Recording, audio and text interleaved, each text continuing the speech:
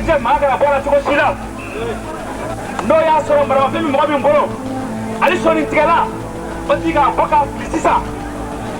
maramafɛn sifa o sifa n'a bɛ mɔgɔ bolo n b'a fɔ n'a bɔra slogan min bɔra nin micro la anw yɛrɛ da mɔgɔ min mana fɛn wɛrɛ fɔ a kana segin a kan o t'an ka fɔlen ye donc fo ka taa an bɔ yan miniti 5 o miniti 5 an bɛ segin nin kan merci Ante.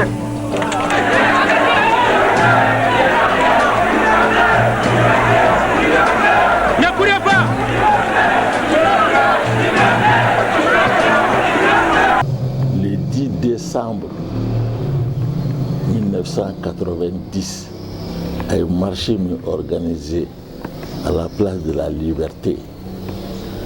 Beaucoup de gens au Mali pensaient qu'il est fou. Mais lui, il savait qu'il n'était pas fou et il croyait à quelque chose.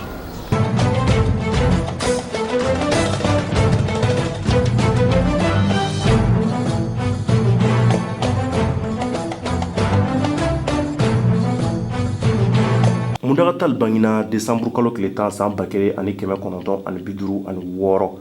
Segu jamana kan o bɛnna diɲɛmaw ka sanyɛlɛma ɲɛnajɛ seekina ka ɲɛsin adamadenya akɛw ma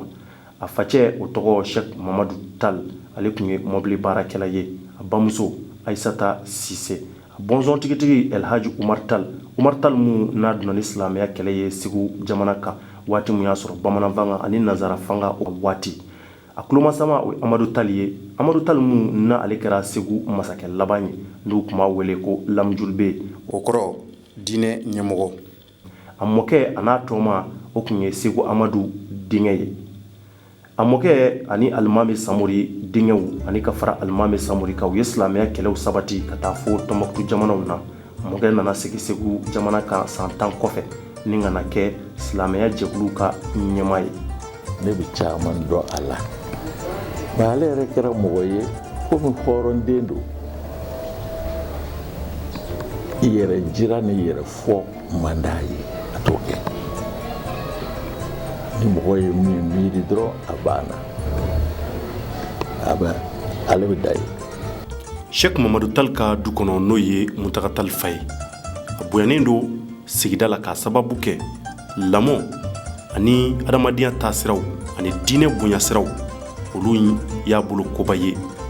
Muntaka Tal a furumuso ye Fatumata Bintu Tera ye ala ye den naani don u garisigɛ la a ka jamana baara o ma bali cogo si la a ka se k'a mago don a ka denbaya ka ɲɛtaa la mun ye ale yɛrɛ ye lamɔ mun ta a fa ka du kɔnɔ a cɛsirila tun ye cogo bɛɛ walasa a denw ka se ka taa na o sirabolow ye mun ye maabonya sira kalanko sira diinɛ siraw olu n'a ɲɔgɔn caman ye Muntaka ye wulikajɔ fɛn fɛn kɛ ni ka ɲɛsin jamana ka ɲɛtaa ma ka taa démocratie na waati ma jamana kɔnɔ ni kana bila bi la a furumuso Fatumata Bintu Tera o kun cɛsirilen don a kɔ kosɛbɛ ka ɲɛsin a cɛ ka hakililataw ko o ye koba de ye ni ka ɲɛsin jamana ka ɲɛtaa ma gɛlɛya kɔnɔ ani lafiya kɔnɔ a denmisɛnnin teriw olu de y'a biteriw ye ani minnu ye denmisɛnninyaw kɛ ɲɔgɔn fɛ u ma tigɛ ɲɔgɔn na ka kalanw kɛ ɲɔgɔn fɛ ka baaraw sɔrɔ ɲɔgɔn fɛ ni kana musow furu ɲɔgɔn fɛ hali bi a n'olu b'o teriya kelen na a bɛ san 40 ani dɔɔnin bɔ k'a fɔ ne ni Muntaka ta ye ɲɔgɔn dɔn ye anw ta tɛ ɲɔgɔn dɔn ye bilen anw ta ye balimaya de sabu ka d'a kan an wolola ɲɔgɔn kan ka mɔ ɲɔgɔn kan quartier kelen kɔnɔ so kɔni so ɲɛ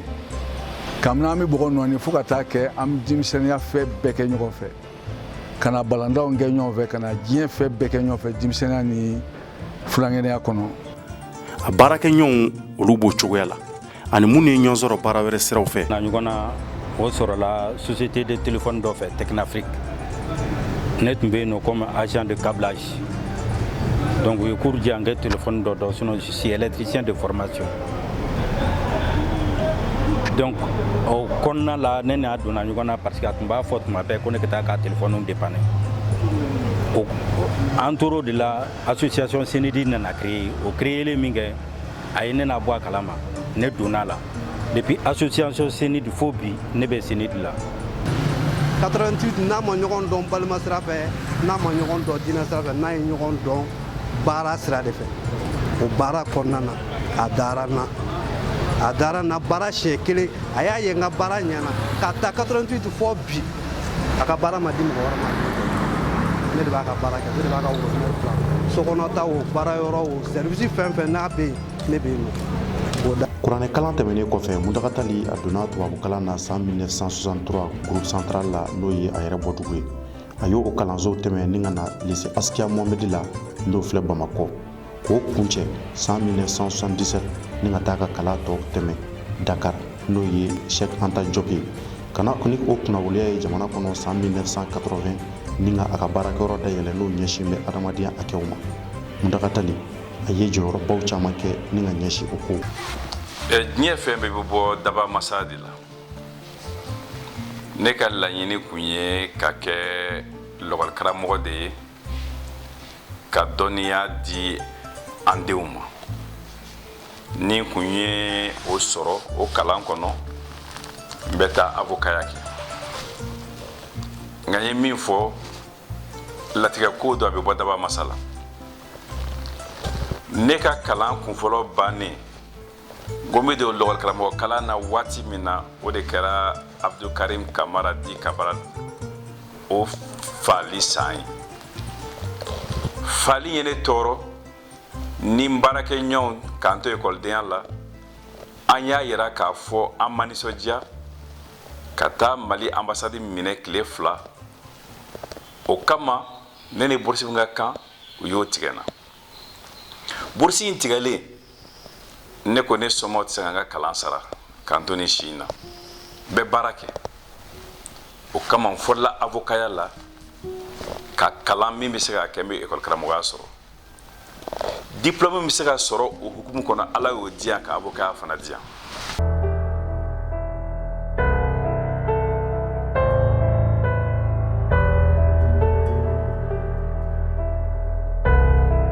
n bɛ avokaya in na bi mun na ni mɔgɔ min avokaya faamu a fɔlɔ de ye ka fantan dɛmɛ ka kɔliba dɛmɛ ka yatimɛw dɛmɛ avoka fana ni maa min donna ko la min ye jamana ka ko ye ko fanga bina o kan ka o tigi dɛmɛ. A y'a jɔyɔrɔ fa o taasira la jamana ni a bɛnna maa kan walima jamana ni a ye mɔgɔ ka hakɛ minɛ na maa mun ni ani hakɛ mun ka kan avoka a jɔyɔrɔ kan ka fa o taasiraw kan Muntaka a ye a kɔda fanga kɔda waati dɔ la walasa ni ka se ka maa damadɔ bɛ yen k'olu ka hɛrɛma hɔrɔnya sigi u ma o mɔgɔ dɔ ye Umaru Mariko b'o la Isa Njayi b'o la Alifa Umaru Konare tun b'o la waati y'a sɔrɔ ale tun ye ɲɛmaa ye kunnafoni diyɔrɔ minnu bɛ yen n'u b'a wele ko les Échos ale tun bɛ ye o waati kɔnɔ. Nka avoka fana bi a bɛ jamana dɛmɛ yiriwa sira fɛ bari ka mɔgɔ sɔrɔ kɛnɛma min bɛna n'a ka nafolo ye ka don jamana kɔnɔ ko a bɛ jamana baara yiriwa kama a bɛ tɛmɛ avoka fɛ nin ko damadɔ y'a kɛ bi ne bɛ avokaya la wa Ala barikala fana ye nin fɛn saba min fɔ ka fantan ni kɔlibatɔ dɛmɛ ka jamanaden ɲuman dɛmɛ jamana baara la ka mɔgɔ ɲini min bɛna ni sɔrɔ ye k'aw don jamana kɔnɔ ne ye nin bɛɛ ye n ka baara kɔnɔ ne ye nin bɛɛ kɛ n ka baara kɔnɔ o tuma alhamdulilayi rabbil alamina ma nimisa sira talen na. Jamana ye bonya caman ta ka segin a ma ka sababu kɛ a yɛrɛ ka baara kɛcogo a n'a ka adamadenyaw taasiraw ye Muntaka kɔnɔna na a ka avokaya bi ciwara d'a ma ni k'a segin a ma k'a fɔ baarakɛla dɔw maa mun n'a ma kulonkɛ kɛ avokaya la n'a ye ko caman a sera ka olu minɛn sigi u sigiyɔrɔ la kalanso mun n'a ɲɛsin bɛ kiri kalanso ma o dayɛlɛ fɔlɔfɔlɔ a kɛra o denfa ye olu n'a ɲɔgɔn caman caman a y'o bonyaw sɔrɔ jamana in kɔnɔ fo kana se san 1974 ma constitution kura talen k'a fɔ ko parti ye kelen ye maliden bɛɛ jɛlen don parti kelen na n'o ye UDPM i y'a ɲini k'i b'a la i m'a ɲini k'i b'a la i donna la wali i ma don a la i b'a la n'i ka laɲini fɛn fɛn bi kɛ f'i ka o parti sɛbɛn bɔ k'a da kɛnɛ kan a ka sariya k'i b'a la i ka sɔrɔ ka bourse sɔrɔ i ka sɔrɔ ka bila yɔrɔ la baarako la. Donc o parti kelen ko min ne o hakilila kelen ko min bɛ yen sira caman fɛ maliden caman wulila k'a fɔ olu ma jɛ ni o ye. Dɔw y'a kɛ dogo la a ko mɛnna o de la, dɔw da gosira a kuma na. Nka k'a fɔ an ka kulu dilan an ka bɔ dogo la, an ka fɔ ka na ni tɔn caya ye jamana kɔnɔ, ka na ni foroba fanga ye démocratie, ka na ni multipartisme ye tɔn caya, CNDD nana ni o ye Mali kɔnɔ en 1990. Foroba fanga ka don Mali kɔnɔ a waati a ma kɛ ko nɔgɔ ye. Nka Mudagatali ale n'a nɔfɛbaw olu kun cɛsiringa ye cogo bɛɛ ko bɛjɛ fanga u ka se ka na walasa maliyɛn bɛɛ ka se k'i hakilila ta fɔ jamana kɛcogo kan, jamana taabolo cogoya kan, ko minnu n'a bɛ ka kɛ Mali kan bɛɛ ka se ka i yɛrɛ ye a ko kɔnɔ. Fanga mun kun bɛ a waati olu cɛsirika kun ye hakilila mun bɛ Mudagatali a n'a nɔfɛbaw la ka se ka o bɔ u kɔnɔ ka baara in a ma kɛ ko nɔgɔ ye. U ka parti n'o ye CNDD faso yiriwatɔ ye u ye ɲɔgɔn yew ye ni ka hakili falenfalenw kɛ ka taama caman kɛ ka se ka nisɔngoya kɛ ka yira fanga la k'a yira k'a fɔ ko dɔ tuma o sera mun daga i ma ye maa mun n'a y'a hakili lase fɛn mun ma a b'o kɛ ni ka se o dan na. Mɔgɔ don mɔgɔ mun n'a ye hakilila ɲɛnama fɛn fɛn ta ni ka ɲɛsin jamana ka ɲɛtaa ma a tɛ segin kɔ a t'a dalakan falen wa a b'o ko kɛ ni ka o ɲɛ. Kɔnɔna na a ye gɛlɛyaw caman sɔrɔ o taasiraw la ni u sera sababu ye ka se ka taa ka baarakɛyɔrɔ jigin n'o y'a ka cabinet d'avocat ye. A ye gɛlɛyaw caman sɔrɔ la o waati ka sababu kɛ politikimaa minnu n'olu kun ɲɛsinnen don a ka hakililaw ma ni ka se ka a mangoya jamana ye. O kɛra san 1996. K'a to bɛjɛ fanga nali wulikajɔw la ko mun b'a yira k'a fɔ ko a kun donnen don ko in nafa kan. B'a yira k'a fɔ bonya minnu dara ka olu taasiraw mɔgɔ minnu n'u kɛmɛ ka tɔn sigi tɔn minnu ni diplôme bɛ maa minnu bolo ka ɲɛsin baarako taabolow ma n'u olu ka tɔn o tɔgɔ ko ATID olu ye bonya ta ka d'a kan ni ka a kɛ ka président d'honneur ye n'o y'u ka ɲɛmaa ye. Janvier kalo san 1991 gouvernement n'o kun ye fanga ye a waati Mali kɔnɔ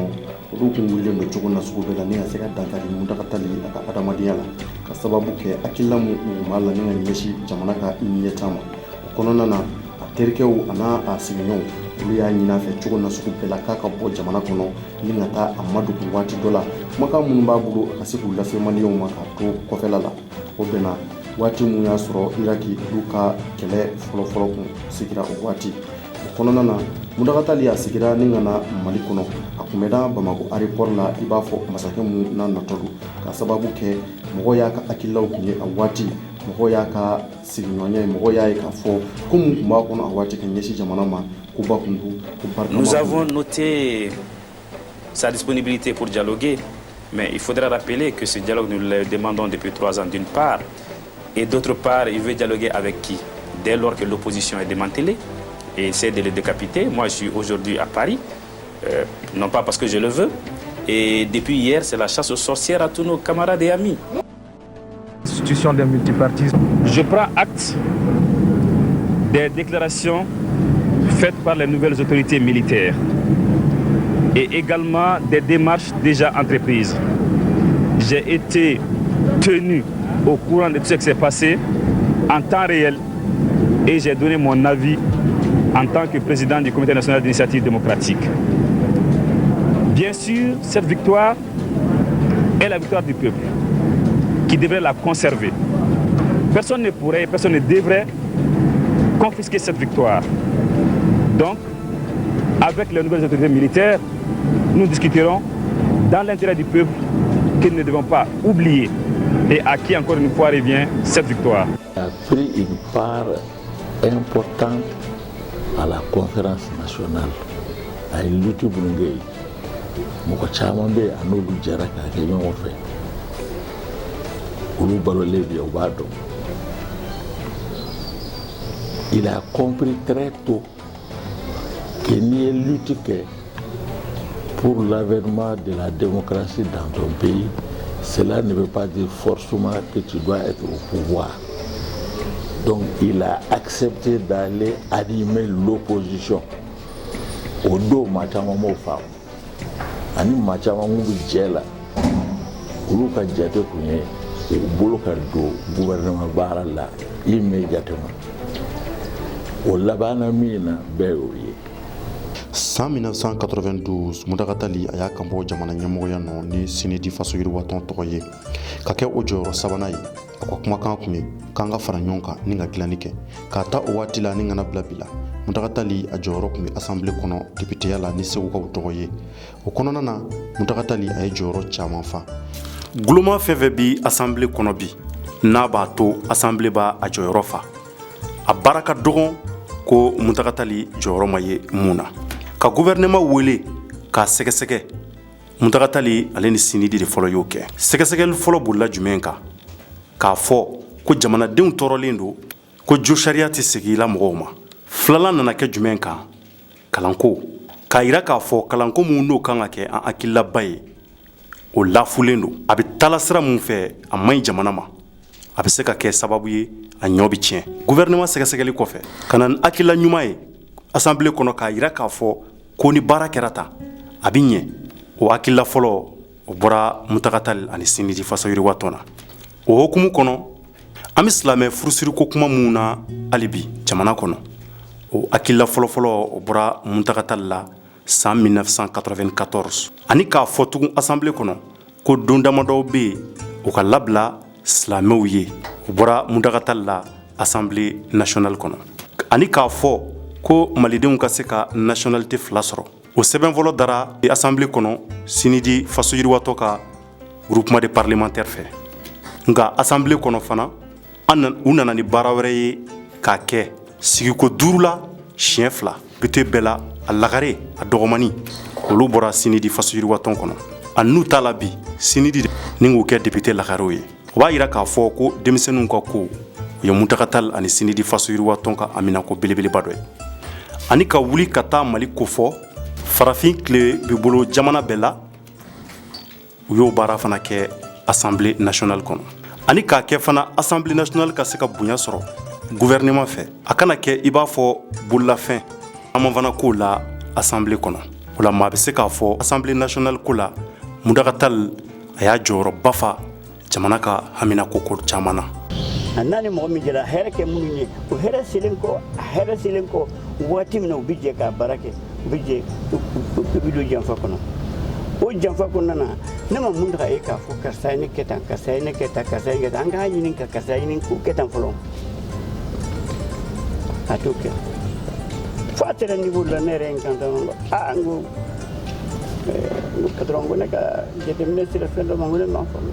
n ko mɔgɔw bɛ ko k'e la ka dama tɛmɛ ni mɔgɔ min ye kojugu k'e la ka se hakɛ dɔ ma n ko n'o seginna ka na e ma n k'e n'o tigi bɛ sigi ka kuma n ko yala n ko olu fɛn sugu bɛ kɛ mɔgɔ la cogo di i t'a ɲininka mun na i ye nin kɛ i t'o dɔw gɛn ka mabɔ i la a ko ne ma ko ayi a ko ale yɛrɛ ma lamɔ n'o ye u ka du kɔnɔ.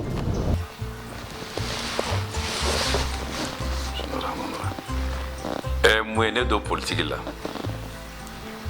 ne bɛ don politique la don min na san 33 kuma dafa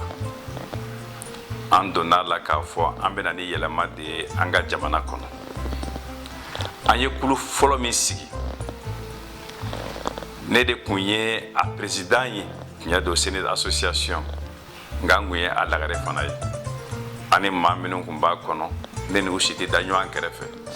i ko maître Demba Diallo mais laɲini kun ye mun ye yɛlɛma min bɛna ni lafiya ye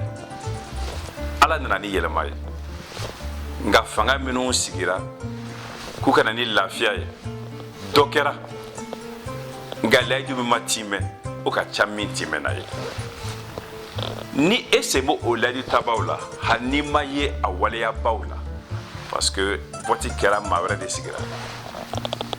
i ka layidu kɔni ni hakili b'o la i bɛ se ka dɛsɛ de nka i b'i se ka se ka timɛ